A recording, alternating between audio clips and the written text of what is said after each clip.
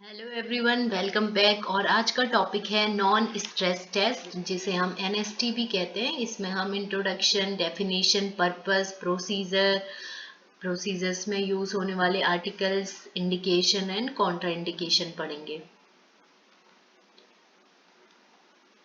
Non-stress test introduction. Non-stress test is a simple, non-invasive way of checking fetal well-being. The test records baby's movement, heartbeat, and contractions. It notes changes in heart rate, rhythm when fetus goes from resting to moving or during contraction if mother is in labor. Non-stress test generally simple, non invasive way है। Means कि हम इसको insert नहीं करते हैं body के अंदर, means non invasive है। और इससे हम फीटल का स्टेटस देख सकते हैं। और जनरली इसमें जो भी रिकॉर्ड करते हैं बेबी के मूवमेंट और उसका हार्ट बीट और कॉन्ट्रैक्शंस कितने हैं। और जनरली अगर कोई भी हार्ट रेट या रिदम में चेंजेस आता है जब बेबी रेस्टिंग है या मूविंग है, या फिर जब मदर को कॉन्ट्रैक्शन आ रहे हैं, तो उस टाइम पे हम इसमें रिजल्ट देख सकते हैं। It is performed at any time after 24 to 26 weeks, but commonly performed in third trimester, often combined with biophysical profile. The non-stress test is an assessment tool used for 32 weeks of gestation to term to evaluate the fetal health through the use of electronic fetal monitors that continuously record the fetal heart rate. So generally ये जो test है, means non stress test है, वो 24 से 26 weeks में करते हैं। और ये जनरली तीसरे ट्राइमेस्टर में ही परफॉर्म करते हैं। और जनरली इसमें जो असेसमेंट करते हैं उसमें फीटल की हेल्थ को असेस करते हैं, और जो भी इलेक्ट्रॉनिक मॉनिटर्स होते हैं उसे रिकॉर्ड होता है कि जो फीटल की हार्ट रेट है वो कितनी है। Non-stress test.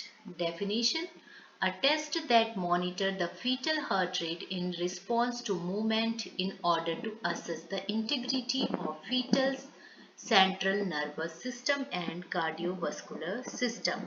इससे फीटल की जो हार्ट रेट है वो मॉनिटर कर सकते हैं जब मूवमेंट हो रहा है, और इंटेग्रिटी देख सकते हैं कि जो सेंट्रल नर्वस सिस्टम है और कार्डियोवास्कुलर मतलब जो हार्ट रिलेटेड सिस्टम है, उन दोनों को चेक कर सकते हैं और असेस कर सकते हैं कि जो फीटल की हेल्थ है वो कैसी है, मॉनिटर कर सकते हैं। Purpose: to assess fetal ability to cope with continuation of high risk pregnancy. इसे देख सकते हैं कि जो फीटस है वो सरवाइव कर सकता है, मींस वो कोप अप कर सकता है, उस सिचुएशन को हैंडल कर सकता है। जैसे कि अगर रिस्क है प्रेगनेंसी के, बट अगर जो फीटस है वो नॉर्मली ग्रोथ उसका सही हो रहा है, तो fetal ability चेक कर सकते हैं।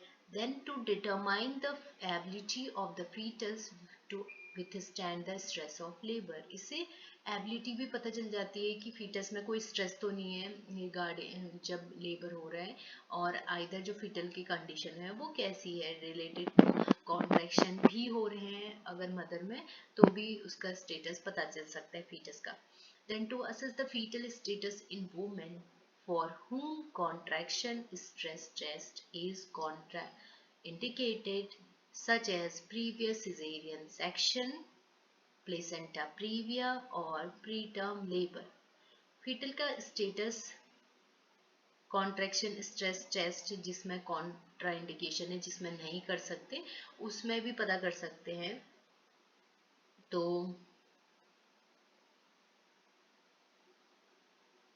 जैसे कि आता है प्रीवियस सिजेरियन है, किसी का सिजेरियन डिलीवरी है, और प्लेसेंटा प्रीविया है जो ये हाई रिस्क केसेस होते हैं, या प्रीटर्म लेबर है, तो उस टाइम पे हम एनएसटी कर सकते हैं जहाँ पे कि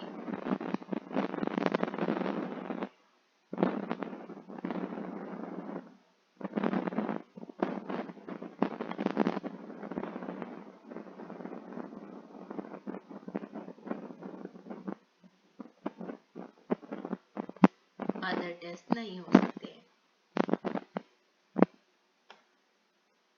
The test is used to determine if a fetus is at risk for intrauterine death or neonatal complication, usually secondary to high-risk pregnancies or suspected fetal hypoxemia.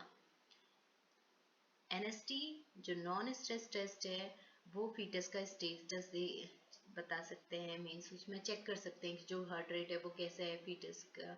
और इससे जो रिस्क केसेस हैं जैसे कि जो यूट्राइन डेथ हो जाती है फीटस के, और न्यूनेटल बहुत सारी कॉम्प्लिकेशन आते हैं, या ऐसे जो प्रेगनेंसी हाई रिस्क केसेस में आते हैं उसमें, और जो कुछ ऐसे फीटस होते हैं जिसमें हाइपोक्सीमिया देखने को मिलता है, तो इस टेस्ट से ये सब चीज़ें डिटरमाइन हो जाती है, मतलब पता चल जाती है, तो उसका हम मैनेजमेंट जल्दी से जल्दी कर सकते हैं। The frequency of use is based on clinical judgment but is common because it is non-invasive and present a low maternal and fetal risk. However, the test does not hold predictive value and only indicate fetal hypoxemia at the time of test. Generally इसमें जो ये test होते हैं वो generally clinical basis पे ही हम इसको check कर सकते हैं, और ये जनरली नॉन इन्वेसिव होते हैं, और इसमें जो मदर है और बच्चे को लो रिस्क रहती है जब हम ये टेस्ट करते हैं non stress test. So generally इसमें कोई ऐसी भी वैल्यू नहीं है कि जो हमें पहले से ही पता हो, मतलब प्रिडिक्टिव वैल्यू।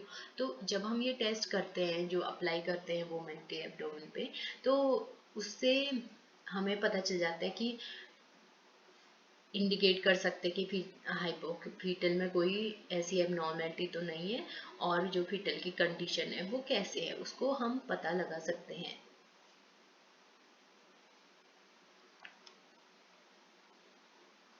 अब इसमें इंडिकेशंस आते हैं, तो अगर लगता है कि post suspected post maturity means अगर जो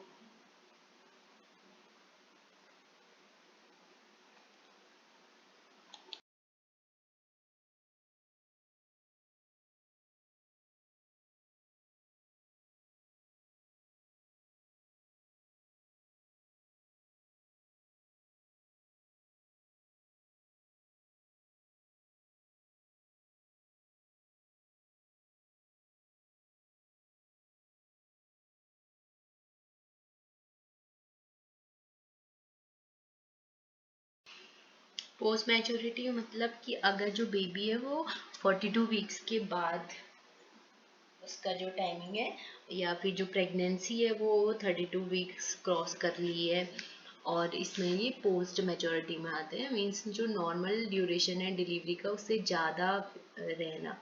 एंड मैटरनल डायबिटीज़ मेलिटस, अगर मदर को डायबिटीज़ है, और मैटरनल हाइपरटेंशन बीपी इंक्रीज है मदर का, और ओल्डर ग्रेविड मीन्स अगर जो वुमेन है वो उनकी एज ज़्यादा है 35 से ऊपर है, तो भी ऐसे केसेस में भी चांसेस हो सकते हैं। और क्योंकि हाई रिस्क केसेस में आते हैं elderly, gravida, diabetes, hypertension, post maturity, तो इसके लिए हमें नॉन स्ट्रेस टेस्ट करना इम्पॉर्टेंट है, जिससे कि हम एग्जामिन कर सकते हैं वेदर जो फीटस है उस पर क्या इफेक्ट पड़ रहा है, और आइदर जो फीटस है वो हेल्दी है या नहीं, ये हमें पता चल सकता है। And sickle cell anaemia, intrauterine growth restrictions, history of previous still birth, अगर कोई ऐसे प्रीवियस प्रेगनेंसी है जहाँ पे कि डेथ फीटस हो, तो उसके बाद वाली प्रेगनेंसीज में भी हमें कंटिन्यूसली मॉनिटर करते रहना है प्रेग्नेंट वुमेन को। Iso immunisation, chronic renal disease and decrease fetal movement, severe maternal anaemia, multiple gestation. So इसमें ये जितने भी इंडिकेशन है उसमें हम नॉन स्ट्रेस टेस्ट कर सकते हैं। और सपोज आइसो इम्यूनाइजेशन जो जैसे कि अगर वुमेन जो है वो प्रेग्नेंट है और आर एच निगेटिव मदर है, तो उसमें हम जितने भी एंटी डी ऐसे इम्यूनाइज करते हैं वुमेन को। और क्रोनिक रीनल किडनी डिजीज़ है तो भी हमें मदर को भी चेक करना पड़ेगा, बट ये जो टेस्ट है उसमें हम जो फीटस का हार्ट रेट मॉनिटर करते हैं और मूवमेंट मॉनिटर करते हैं तो वो भी हम चेक कर सकते हैं।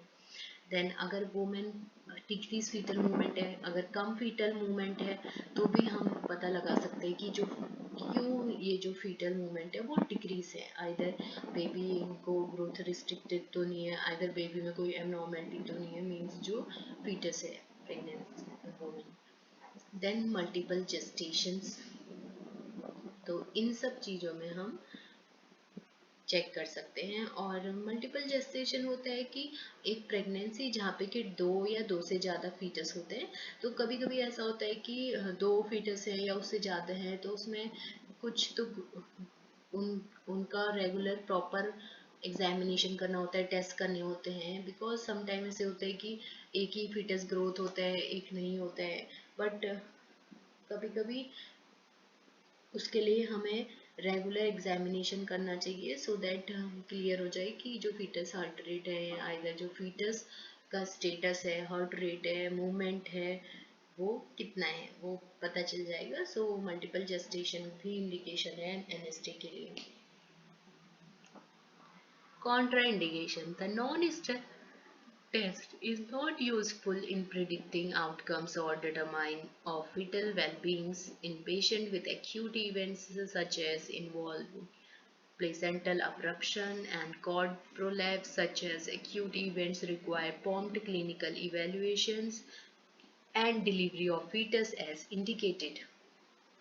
कॉन्ट्राइंडिकेशन मीन्स जिसमें हम ये टेस्ट नहीं कर सकते हैं, तो जैसे कि अगर प्लेसेंटा अब्रप्शन है या कॉर्ड प्रोलैप्स है तो उसमें हमें नहीं करना चाहिए। और इसमें हमें क्लिनिकल इवैल्यूएशन और जो डिलीवरी ऑफ फीटस है उसके लिए हम वो कर सकते हैं एनएसटी। बट अगर जैसे कि हमें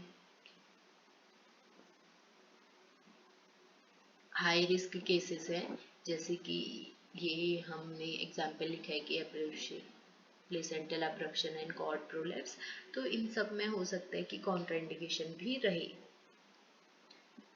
इक्विपमेंट एंड आर्टिकल्स: अगर हम नॉन स्ट्रेस टेस्ट कर रहे हैं तो उसके लिए हमें कुछ इक्विपमेंट या आर्टिकल की नीड है और हमें ये आर्टिकल्स बिफोर द प्रोसीजर्स पहले ही अरेंज करके रखने होते हैं। सो इलेक्ट्रॉनिक फीटल मॉनिटर, जो फीटल हार्ट मॉनिटर है वो होना चाहिए। अल्ट्रासाउंड ट्रांसड्यूसर, टोको ट्रांसड्यूसर और टोको डायनोमोमीटर,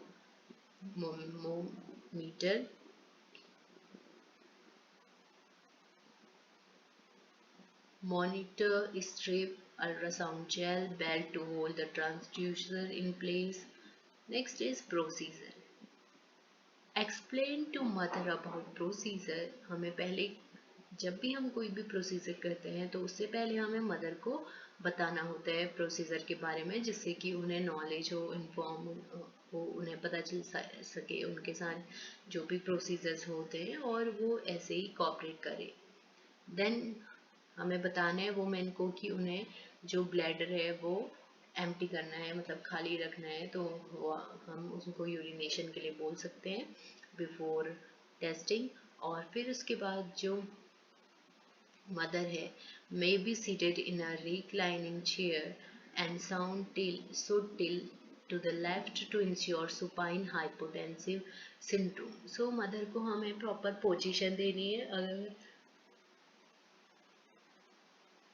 रिक्लाइनिंग चेयर है तो हम उसमें भी बैठा सकते हैं, और आइदर हमें वुमेन को पूछना है कि कंफर्टेबल है कि नहीं है, सो हमें पोजीशन प्रोवाइड करनी है। Then turn on the monitor and press the test button to see that it was working and adjust the paper spread set at 3 centimetre per minute. और उसके बाद हम मॉनिटर को चेक करेंगे और उसमें देखेंगे कि आइदर वो वर्किंग प्रॉपरली है या नहीं है। इसके बाद हम टेस्ट वर्किंग बटन को भी दबा सकते हैं। और पेपर एडजस्ट करना बहुत इम्पोर्टेंट है क्योंकि वो जो रिपोर्ट आती है वो ऐसे ही प्रिंट होके आएगी और then perform an abdominal palpation Leopold manual. और इससे पहले मैंने आपको एब्डोमिनल पैल्पेशंस बताए थे, तो उसमें हम लिपोइड मैनुअल का यूज़ करते हैं और इससे हमें पता चल जाता है जो फीटल की पोजीशंस होती हैं। और उसके बाद then confirm the presence of fetal heart tone with fetoscope and stethoscope and note the area of maximum intensity. जब हम एब्डोमिनल पैल्पेशन करते हैं तो हमें फीटल का जो आइदर इट इज़ ब्रीच है कि नॉर्मल पोजिशनिंग है, तो हमें उसमें पता चल जाता है और कि कौन कौन से पार्ट हैं वो। तो उससे हम जब फीटोस्कोप स्टेथोस्कोप में मेज़र करते हैं तो फीटस का हार्ट टोन हमें पता चल जाते हैं। Then position the woman in semi-fowler lateral till position.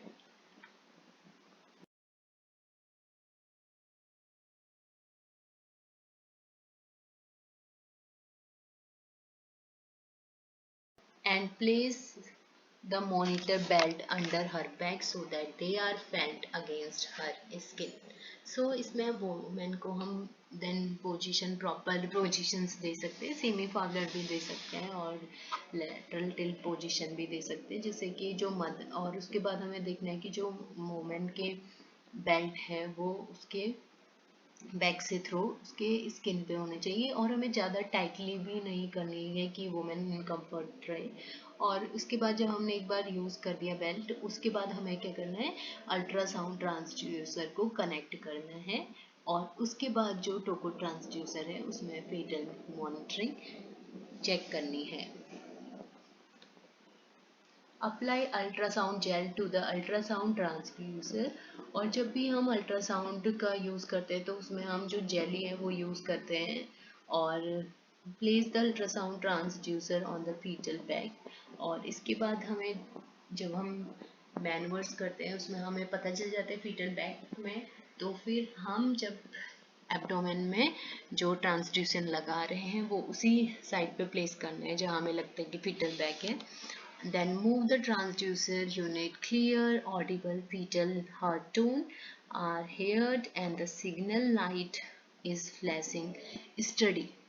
सो इससे हम फिर उसके बाद हमें जब ट्रांसड्यूसर में clear audible foetal heart tone सुनाई दे रही है और सिग्नल्स हैं कि हाँ वो सब क्लियर हमें दिखाई दे रहे हैं, तो उसके बाद हमें जो डिवाइस है उसको सिक्योर करना चाहिए और जो बेल्ट है उसको प्लेस करके फिर उसके बाद जो ट्रोको ट्रांसड्यूसर है उसको फंडस ऑफ द यूट्रस से सिक्योर करना है जो बेल्ट है उससे। और हमें देखना है कि जो बेल्ट है वो ज़्यादा लूज भी नहीं होनी चाहिए, ज़्यादा टाइट भी नहीं होनी चाहिए।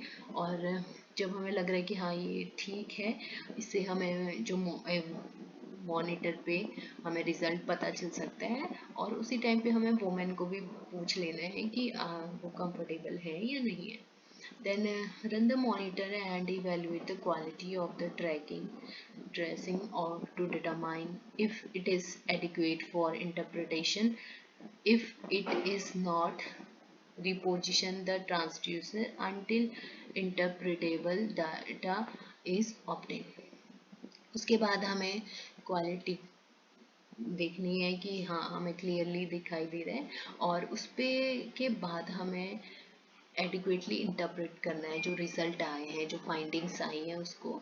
और then give the hand button to the women and ask her to press button every time she feels foetal movement. और उसके बाद हमें एक हैंड बटन भी दे सकते हैं वुमेन को, जिससे कि जब भी उन्हें ऐसा लग रहा है कि फीटल मूवमेंट उसको फील हो रहा है तो वो उस बटन को प्रेस कर सकती हैं। Then the monitor and obtain tracing for at least few minutes। और इसके बाद हम ये जितने भी मिनट्स हैं मीन्स कि उसके, क्योंकि हम अगर कम करेंगे तो हमें क्लियर नहीं होगा और हमें ज़्यादा भी नहीं करना है, तो एक एटलीस्ट इस अप्रॉक्स मिनट्स में हमें मॉनिटर कर लेना है। और then no on completion put off the monitor and take out the strip of the paper.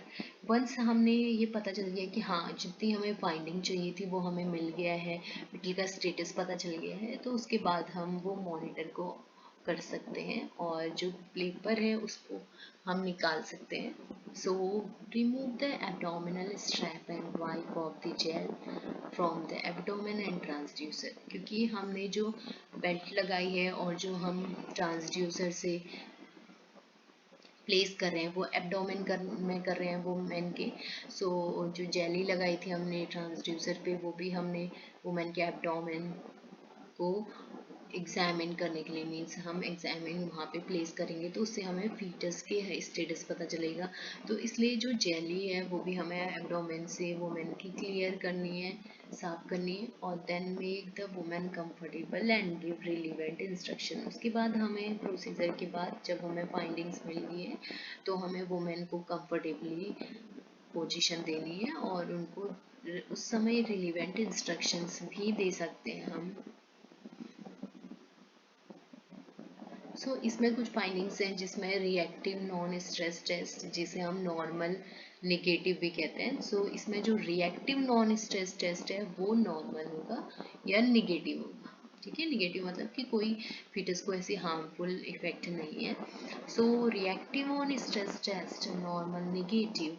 Reactive indicate a healthy fetus.